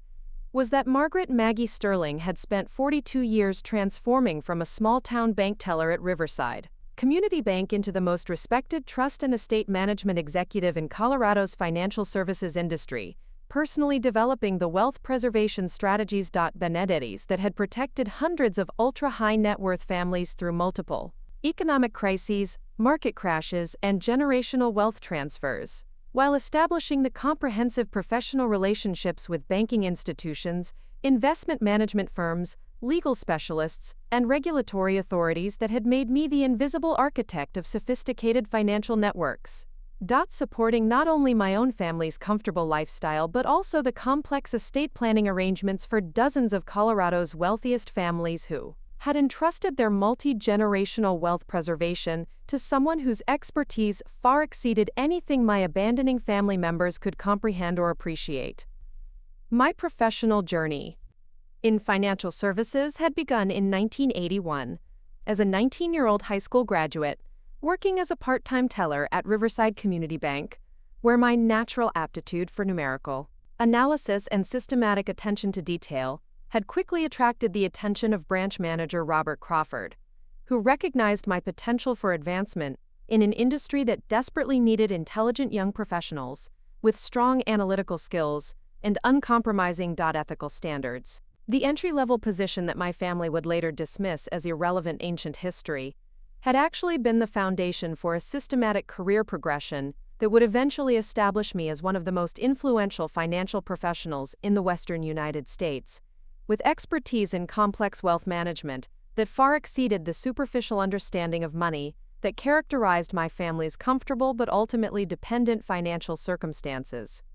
The educational foundation that supported my rapid career advancement included a bachelor's degree in finance and economics from the University of Colorado, completed through evening and weekend programs while maintaining full-time employment, a master's degree in financial planning and estate management from Denver University's executive education program, advanced certifications in trust administration and fiduciary management from the American Bankers Association, specialized training in international tax planning and offshore asset protection from the Institute for Financial Planning, and comprehensive professional development in wealth psychology and family dynamics from the Institute for Preparing Heirs, creating a combination of academic. The systematic progression of my professional responsibilities during the 1980s and 1990s included advancement from teller to personal banker, promotion to investment advisor and portfolio manager, elevation to assistant vice president of private banking services, appointment as senior vice president of trust and estate management, and finally my selection as executive vice president of institutional wealth management at Colorado National Bank, where my responsibilities encompassed oversight of over $2.8 billion in managed assets for ultra-high net worth clients whose complex financial situations required the most sophisticated expertise available in contemporary wealth management and estate planning. The specific expertise that I developed during my decades in professional wealth management included comprehensive knowledge of federal and state tax law as it applied to estate planning and wealth transfer, advanced understanding of trust structures and fiduciary management for multi-generational wealth preservation, sophisticated expertise in international investment strategies and offshore asset protection for clients with global financial interests, detailed knowledge of insurance planning and risk management for high net worth individuals and families, and systematic expertise in family governance and wealth education for preparing heirs to manage inherited assets responsibly across multiple generations. The professional recognition that I received for my contributions to Colorado's financial services industry included the Colorado Bankers Association Executive of the Year Award in 2015, the American Bankers Association Distinguished Service Recognition for Excellence in Trust Management in 2017, the Denver Business Journal Financial Professional Achievement Award in 2019, and the National Association of Estate Planners Lifetime Achievement Recognition for advancing the art and science of wealth preservation in 2021, establishing my reputation as one of the most accomplished and respected professionals in contemporary wealth management. The client relationships that I had developed during my career included some of Colorado's most prominent business families, including the Richardson family real estate empire worth over $500 million, the Morrison manufacturing dynasty with assets exceeding $300 million, the Patterson technology fortune valued at over $400 million, and dozens of other ultra-high net worth families whose wealth preservation and estate planning requirements had demanded the most sophisticated expertise available in contemporary financial services. The trust and confidence that these families had placed in my professional judgment and ethical standards reflected the reputation I had earned for protecting and growing family wealth across multiple generations, while maintaining the highest standards of fiduciary responsibility and professional integrity. The institutional relationships that I had established during my career included direct coordination with major investment management firms like Vanguard, Fidelity, and BlackRock for institutional-level portfolio management, ongoing collaboration with prestigious law firms specializing in estate planning and tax law for complex legal structure development, systematic coordination with accounting firms and tax specialists for comprehensive financial planning and compliance management, and regular communication with regulatory authorities and professional organizations for staying current with evolving legal requirements and best practice. The technological infrastructure that supported my professional wealth management capabilities included access to advanced portfolio management software used by institutional investors and major banks, sophisticated financial analysis tools for complex estate planning and tax optimization, secure communication systems for protecting confidential client information, and coordinating sensitive financial transactions, real-time market monitoring and investment performance tracking systems, and comprehensive database management for maintaining detailed records of client relationships, asset allocation strategies, and family governance coordination across multiple generations of wealth transfer and estate planning. The systematic approach that I had developed for comprehensive wealth management included detailed analysis of each family's unique financial situation and long-term objectives, strategic development of customized investment, allocation and risk management frameworks, careful coordination of legal structures and tax planning strategies for optimal wealth preservation, ongoing monitoring and adjustment of portfolio performance and market conditions, and systematic education and preparation of family members for responsible wealth stewardship and multi-generational financial planning. The international expertise that I had developed during my career included coordination with offshore banking institutions and international investment management firms for clients with global financial interests, detailed knowledge of international tax law and treaty obligations affecting cross-border wealth transfer and estate planning, sophisticated understanding of foreign trust structures and offshore asset protection, strategies and systematic coordination with international legal and accounting specialists for complex global wealth management and tax compliance requirements. The family dynamics expertise that I had acquired through decades of managing multi-generational wealth included systematic understanding of the psychological challenges affecting wealthy families and inherited wealth recipients, advanced knowledge of family governance structures and decision-making frameworks for preserving wealth across generations, detailed expertise in heir preparation and wealth education for ensuring responsible financial stewardship, and comprehensive experience with family conflict resolution and mediation for maintaining family unity while protecting financial interests and estate planning objectives. The crisis management experience that I had developed during my career included successful navigation of multiple economic downturns and market crashes that had threatened client wealth and required sophisticated risk management and asset protection strategies, systematic coordination of emergency financial planning and liquidity management during family crises and unexpected circumstances, detailed experience with complex legal challenges and regulatory investigations affecting client interests and requiring professional expertise and institutional coordination, and comprehensive expertise in reputation management and confidentiality protection for high-profile clients facing public scrutiny or media attention. The retirement transition that I had implemented in 2019 had been carefully planned to maintain my professional relationships and institutional access while reducing my day-to-day management responsibilities and allowing more time for family relationships and personal interests. The retirement that my family assumed had eliminated my professional relevance and financial expertise had actually been a strategic transition to consultant status with retained access to advanced financial management systems, ongoing coordination with professional networks and institutional relationships, and continued oversight of complex family wealth management arrangements that required my specialized expertise and systematic attention to detail. The consulting relationships that I maintained during my supposed retirement included ongoing coordination with Colorado National Bank's Institutional Wealth Management Division for complex estate planning and trust administration, regular consultation with major investment management firms for portfolio optimization and risk management strategies, systematic coordination with legal specialists and tax professionals for evolving regulatory compliance and estate planning requirements, and continued participation in professional organizations and industry conferences for maintaining current expertise in wealth management best practices and emerging. The technology access that I maintained through my consulting relationships included continued use of institutional level portfolio management software and financial analysis tools, ongoing access to professional research and market analysis databases used by major investment firms, secure communication systems for coordinating confidential financial transactions and client communications, and advanced financial planning software for complex estate planning and tax optimization. Strategies that were unavailable to individual investors or typical. The professional network that I had cultivated during my 42-year career included direct relationships with senior executives at major banks and investment management firms throughout the western United States. Ongoing coordination with estate planning attorneys and tax specialists who handled the most complex wealth management cases, systematic communication with regulatory officials and professional organization leaders who set industry standards and best practices, and regular contact with other financial professionals who managed institutional-level wealth and coordinated complex family financial arrangements. The expertise that my family had systematically dismissed as irrelevant ancient history actually represented cutting-edge knowledge of wealth management strategies, estate planning, techniques, and financial coordination. Methods that were completely unknown to typical individual investors or even most professional financial advisors. The outdated banking background that they assumed was no longer relevant in contemporary financial markets actually encompassed sophisticated expertise in investment management, tax planning, legal coordination, and family wealth preservation that remained fundamental to effective financial stewardship, regardless of technological changes or market evolution.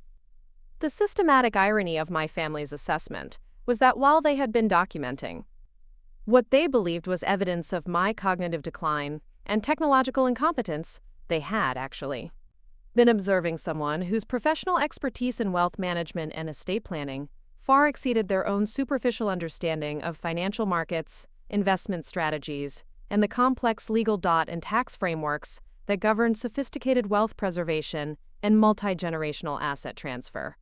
Their confident assumption that my careful questions. Their financial circumstances reflected confusion rather than professional analysis had prevented them from.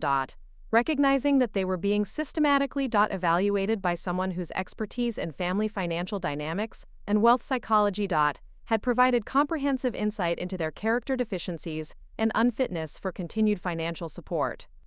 The moment when I. Realized that my family's systematic character assessment had revealed fundamental unfitness for continued wealth transfer and estate planning consideration was when I observed their coordinated abandonment strategy and their obvious relief at. Escaping what they viewed as the burden of my company, never suspecting that they were abandoning someone whose professional. Expertise and institutional relationships could destroy their comfortable lifestyle with a few strategic phone calls to banking institutions and investment management firms, where my 42-year career had established relationships of trust and professional respect that would guarantee immediate implementation of comprehensive financial consequences for family members whose behavior had demonstrated complete unworthiness of continued support from someone whose expertise had been quietly enabling their privileged existence for decades of systematic wealth transfer and professional estate management coordination. The systematic destruction of my family's comfortable lifestyle began at precisely 3:47 p.m. Mountain Time on Tuesday afternoon, exactly 43 minutes after their aircraft departed Denver International Airport for Cabo San Lucas, when I placed the first of 17 strategic phone calls to financial institutions, investment management firms, and legal specialists whose professional relationships with me dated back decades of successful. Collaboration in wealth management and estate planning, never suspecting that their confident abandonment of what they assumed was a helpless elderly woman had actually triggered the most comprehensive financial warfare campaign in the history of. Colorado's banking industry, implemented by someone whose institutional expertise and professional authority could destroy their entire privileged existence. With the methodical precision that had characterized my 42-year career in protecting family. Wealth from unworthy beneficiaries and irresponsible heirs, the comprehensive arsenal of financial destruction that my family unknowingly challenged when they decided to abandon me at Denver International Airport represented the culmination. 4 decades of systematic relationship building, institutional authority development, and professional expertise accumulation that had established me as one of the most influential financial professionals in the Western United States, with direct access to advanced wealth management systems, immediate communication channels with senior banking executives, and the institutional credibility necessary to implement emergency asset protection measures that would be completely invisible to my family until their credit cards began declining at luxury resort check-in counters, and their. Mortgage companies started demanding immediate payment on loans they had never realized were guaranteed by trust funds controlled by the elderly family member they had just abandoned,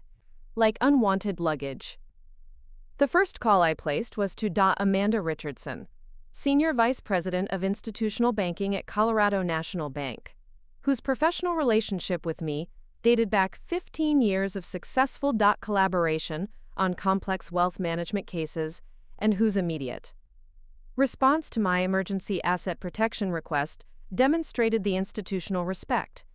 and professional authority that I had earned through decades of exemplary fiduciary service and ethical excellence in managing ultra-high net worth client relationships. Amanda's systematic implementation of comprehensive. Account freezes, credit line suspensions, and automated payment cancellations began. Within minutes of our conversation, creating a cascading series of financial consequences. That would reach my family's accounts before their aircraft completed its initial ascent toward cruising altitude. The specific financial instruments. That I controlled through my professional expertise and institutional relationships included every credit card account that my family used for daily expenses and luxury purchases, with immediate authority to suspend, modify, or permanently cancel their access to credit facilities that they had assumed were based on their own credit worthiness, rather than recognizing the comprehensive guarantees and trust fund backing that I had systematically arranged to support their comfortable lifestyle. The systematic. Cancellation of 17 different credit cards, ranging from their premium travel rewards cards to their department store accounts and gas station convenience cards, would begin creating immediate practical problems within hours of my phone calls to banking institutions whose senior executives had worked directly with me on complex financial arrangements for decades. Baxter. The mortgage and loan. Guarantees that I had quietly established to support my family's real estate purchases and luxury vehicle acquisitions represented sophisticated financial arrangements that were completely invisible to borrowers who assumed their comfortable homes and expensive cars had been purchased through their own earning capacity and creditworthiness. Rather than recognizing the complex trust structures and personal guarantees that had actually enabled their approval for loans that far exceeded what their actual income and credit profiles would normally support, the systematic withdrawal of these guarantees and the immediate acceleration of loan payment requirements would create legal and financial obligations that my family was completely unprepared to meet through their own limited financial resources. David Sterling's $850,000 mansion in Cherry Hills Village had been purchased through a mortgage arrangement that required trust fund guarantees exceeding $200,000 and systematic coordination with private banking specialists who had approved the loan based primarily on my professional reputation and financial backing rather than David's marketing career income, which would never have qualified him for a luxury home purchase in one of Denver's most exclusive neighborhoods. The immediate withdrawal of trust fund support and the acceleration of mortgage payments to current market rates would create monthly obligations exceeding $8,000 that were completely impossible for David's actual income to support, forcing immediate foreclosure proceedings within 30 days of my financial intervention. The luxury BMW sedan that David drove as a symbol of his supposed professional success had been financed through a special lending arrangement that I had coordinated with Colorado National Bank's Premium Vehicle Financing Division, where my institutional relationships had enabled approval for a luxury car loan that exceeded David's actual qualifying income by over 300%. The immediate termination of this financing arrangement and the demand for full loan satisfaction would require immediate payment of over $47,000 that David's checking account balance could never support, forcing immediate vehicle repossession and legal proceedings for loan default. Lisa Hamilton's $1.2 million home in the exclusive Polo Club neighborhood represented the most dramatic example of financial arrangements that were completely disconnected from the borrower's actual earning capacity, with mortgage approval dependent on trust fund guarantees exceeding $300,000 and systematic coordination with private banking specialists who had structured the loan based entirely on my professional authority and financial backing, rather than Lisa's part-time interior design income or Michael's middle school teaching salary. The combined household income of approximately $95,000 annually could never have supported mortgage payments, property taxes, and homeowners insurance costs that exceeded $9,500 monthly, creating an obvious mathematical impossibility that had been bridged through sophisticated financial arrangements that I could terminate with a single phone call to institutional banking relationships. The investment accounts and trust fund distributions that had been quietly supplementing my family's lifestyle for over 2 decades represented sophisticated wealth management arrangements that had remained completely invisible to beneficiaries who assumed their comfortable financial circumstances were the result of their own professional success and careful financial planning, rather than recognizing the systematic wealth transfer and investment management that had actually enabled their privileged existence. The immediate termination of these distributions and the systematic withdrawal of investment support would eliminate over $400,000 annually in hidden financial assistance that had been quietly supporting multiple family households without their knowledge or appreciation. The second call I placed was to Jonathan Mitchell, managing partner at Hartwell Richardson & Associates, the premier estate planning law firm in Colorado, whose legal expertise and professional relationship with me had been developed through 12 years of successful collaboration on complex trust structures and estate planning arrangements for ultra-high net worth clients, whose sophisticated financial requirements had demanded the most advanced legal knowledge available in contemporary wealth management and asset protection law. Jonathan's immediate implementation of emergency estate plan modifications and beneficiary designation changes would eliminate any remaining inheritance expectations that my family might have maintained, while establishing comprehensive legal barriers against future claims or challenges to my wealth distribution decisions. The legal documentation that Jonathan prepared within 4 hours of my phone call included systematic revocation of all existing inheritance provisions for family members whose behavior had demonstrated fundamental unfitness for wealth stewardship, comprehensive modification of trust structures to eliminate any beneficial interests for individuals who had failed basic character assessments and family loyalty evaluations, and detailed establishment of alternative charitable beneficiaries whose missions aligned with my values and whose stewardship capabilities had been professionally verified through institutional. The specific legal consequences that these documentation changes would create included immediate elimination of David Sterling's expected inheritance of approximately $2.3 million in investment assets and real estate holdings, systematic termination of Lisa Hamilton's beneficial interests in trust funds and estate planning arrangements worth over $1.8 million, and comprehensive revocation of inheritance provisions for 4 grandchildren whose entitlement assumptions and character deficiencies had disqualified them from any consideration as responsible wealth stewards. The third call I placed was to Rebecca Chen, Senior Portfolio Manager at Vanguard Institutional Services, whose professional relationship with me had been established through 8 years of successful coordination on complex investment strategies and portfolio management for ultra-high net worth clients, whose sophisticated financial requirements had demanded institutional-level expertise and advanced portfolio construction techniques.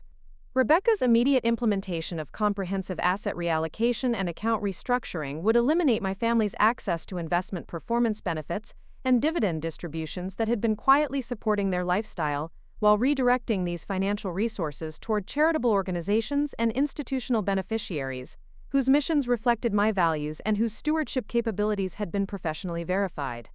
The investment portfolio modifications that Rebecca implemented included systematic liquidation of growth investments, whose performance had been supporting family lifestyle supplements, comprehensive reallocation of dividend-producing assets toward charitable endowments and institutional beneficiaries, strategic restructuring of bond portfolios to eliminate family-directed income streams, and detailed coordination of tax-efficient asset transfers that would maximize charitable impact while minimizing tax obligations and administrative complexity. The fourth call I placed was to Michael Harrison, Director of Fiduciary Services at First National Trust Company, whose institutional expertise and professional relationship with me had been developed through 10 years of successful collaboration on complex trust administration and estate management, for clients whose multi-generational wealth preservation requirements had demanded the most sophisticated fiduciary expertise available in contemporary wealth management services. Michael's immediate implementation of comprehensive trust modifications and beneficiary changes would eliminate any remaining financial support for family members whose character assessment had revealed fundamental unfitness for continued wealth stewardship consideration.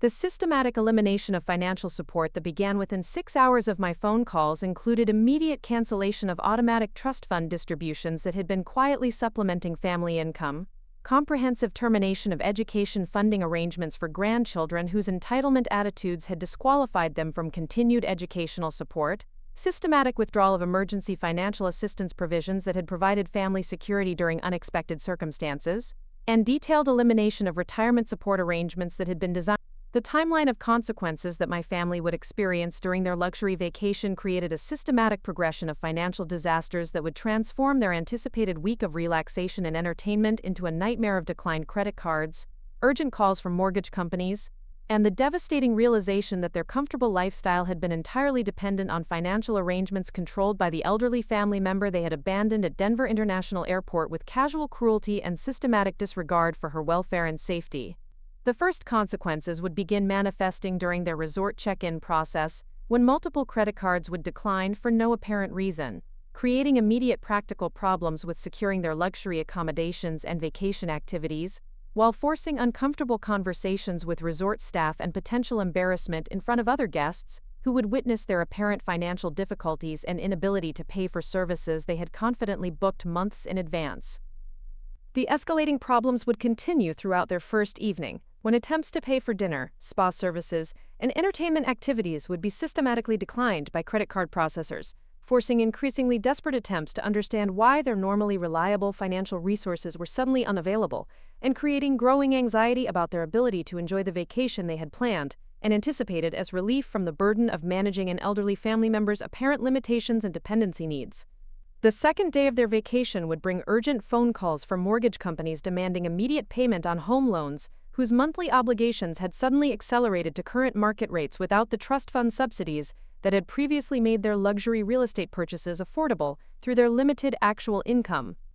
The systematic coordination of these financial demands would create impossible obligations that could not be met through their checking account balances or available credit resources, forcing immediate recognition that their comfortable lifestyle had been dependent on financial arrangements they had never understood or appreciated. The third day would bring additional urgent communications from vehicle financing companies demanding immediate loan satisfaction for luxury cars whose purchase had been enabled through financial arrangements that were no longer available, creating immediate transportation crises and forcing recognition that their symbols of professional success had actually been enabled through financial support systems they had systematically dismissed and undervalued. The systematic repossession of multiple luxury vehicles would eliminate their transportation independence while creating significant legal and financial obligations for loan defaults and early termination penalties. The fourth day would bring systematic communication from utility companies, insurance providers, and service contractors whose automatic payment arrangements had been canceled, creating immediate practical problems with maintaining basic services for homes whose mortgage payments were already in default